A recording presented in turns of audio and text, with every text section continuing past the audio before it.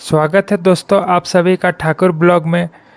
दोस्तों आपने ये तो ज़रूर सुना होगा कि पुल इंसान को पार करवाती है एक तरफ से दूसरे तरफ, पर आपने ये नहीं सुना होगा कि एक नहर पुल के ऊपर चढ़कर नदी पार करती है। तो आज हम लोग इस ब्लॉग में यही जानेंगे कि कैसे एक नहर पुल के ऊपर चढ़कर नदी पार करती है। आइए दोस्तों अब ब्लॉग शुरू करते हैं।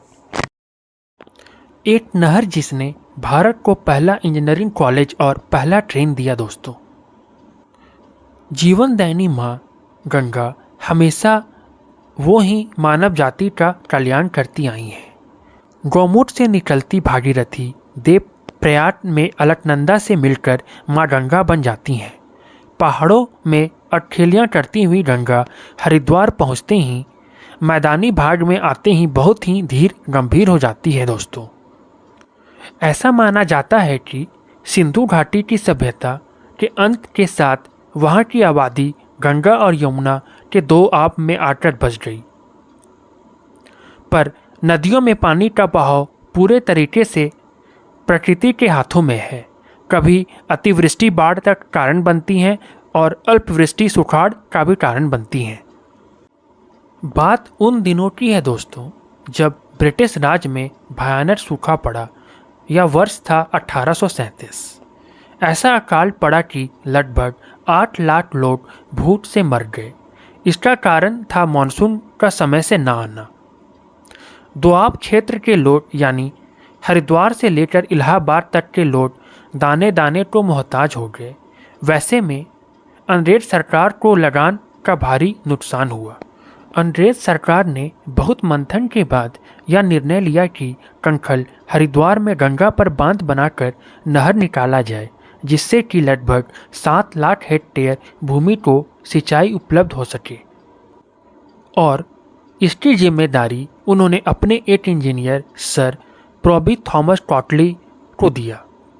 6 महीने के अथक प्रयास और सर्वे करके उस इंजीनियर ने 500 किलोमीटर लंबी नहर हरिद्वार से कानपुर का प्रस्ताव अंग्रेज सरकार को दिया। सरकार ने इस रिपोर्ट पर अपनी रजामंदी देते हुए तुरंत ही फंड देकर काम को शुरू करवा दिया। दोस्तों, पर दिक्कतें अभी आनी थी और आई भी। सबसे पहले गंगा नदी पर बांध बांधने देने के लिए हिंदू पंडा ने विरोध शुरू कर दिया। पहला वो कि माँ गंगा आस्था की प्रतीक नदी है और उस पर बांध बांधने देना उन्हें मंजूर नहीं था।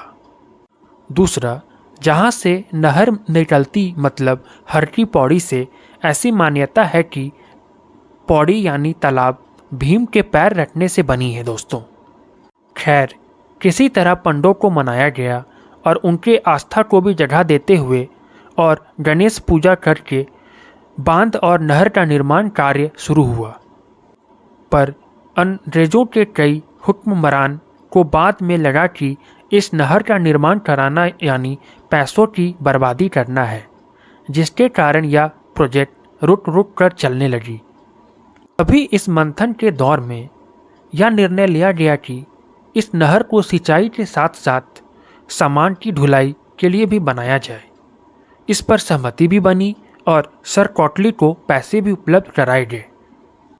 पर संसाधनों की कमी और समुचित तकनीक के अभाव में यह कार्य बहुत ही पेचीदा हो चला था।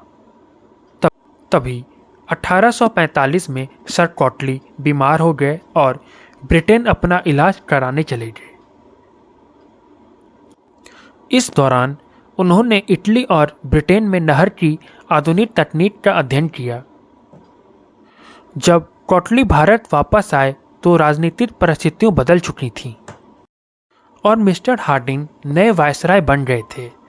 मिस्टर हार्डिंग ने मिस्टर कॉटली का भरपूर साथ दिया और नहर की खुदाई का काम जोर शोर से चलने लगा। पर अभी दोस्तों दो तकनीकी समस्याएं सामने आ रही थीं।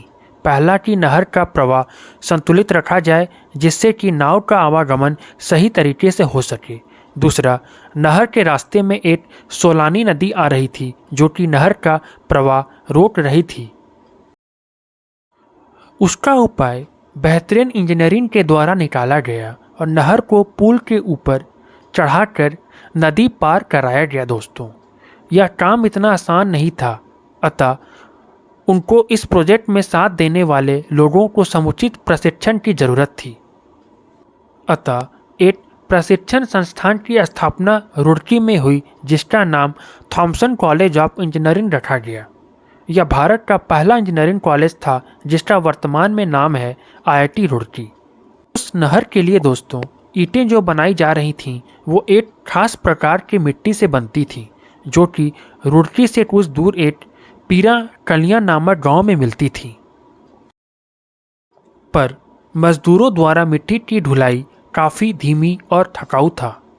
इसका उपाय सर कोटली ने ट्रेन की पटरी बिछवाकर ट्रेन के द्वारा मिट्टी की ढुलाई का रास्ता निकालने का सोचा, और इस तरह भारत में पहला ट्रेन 22 दिसंबर 1851 पीरा कलियां से रुड़की तक चली, जो कि पहली मालवाहक ट्रेन थी, और आगे बोरीबंदर से थाने के बीच 1853 में पहली पैसेंजर ट्रेन चली दोस्तों। अंततः कोटली के प्रयासों से 1854 में यह नहर बनकर तैयार हो गई, जिसकी कुल लंबाई 460 किलोमीटर थी, और इसके ब्रांचेज नहर की कुल लंबाई 492 किलोमीटर थी, और इससे भी छोटी छोटी नहरें निकाली गई जिसकी कुल लंबाई 4800 किलोमीटर थी, और यह लगभग 5000 गांवों तक सिंचाई करती थी।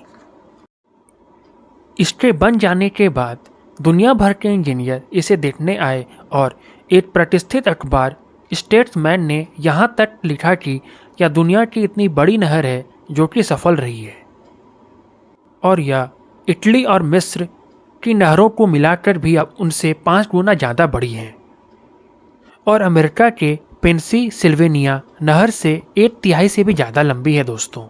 इस नहर से 1930 तक यातायात का काम होता रहा। इस पूरे प्रोजेक्ट पर लगभग 1.5 करोड़ की लागत आई। इंजीनियरिंग की यह बेहतरीन मिसाल है दोस्तों। कभी आप हरिद्वार जाएं तो इस नहर में डुबकी लगाकर इस नायाब धरोहर को जरूर याद करें।